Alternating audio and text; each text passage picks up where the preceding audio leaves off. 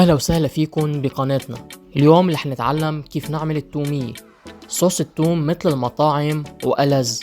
خلونا ندلع كرشنا ونبلش. منروح على المقادير: كوب مي، كوب لبن، عصير نص حامضة، 6 فصوص توم، 4 معالق نشا كبار، نص كوب زيت نباتي، ملح. بطنجرة منزيد المي والنشا ومنحركن على البارد.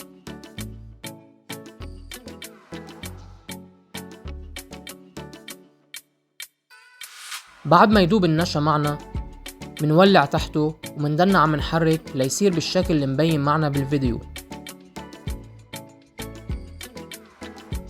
بعد ما صاروا معنا بهذا الشكل منطفي تحتن ومنحطهم بجاط ومنتركن ليبردوا.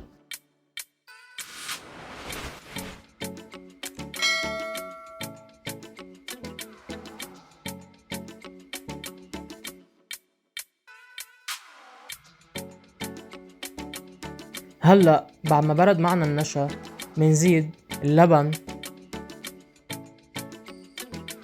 الثوم المهروس،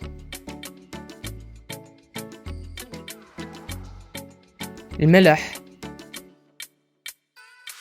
وعصير الحامض، نص كمية الزيت، ومنخلطهم كتير منيح. فينا نستعمل خلاط يدوي أو خلاط العصير. كمية الثوم فينا نقللها أو نزيدها حسب الرغبة.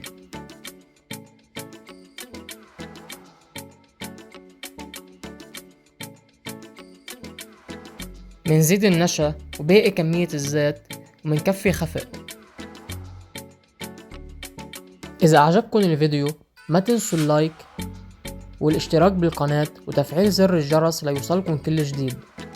المكونات كلها بتلاقوها بصندوق الوصف.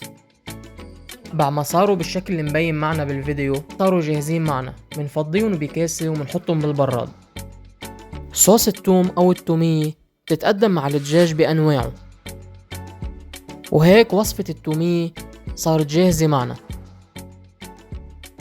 ألف صحة.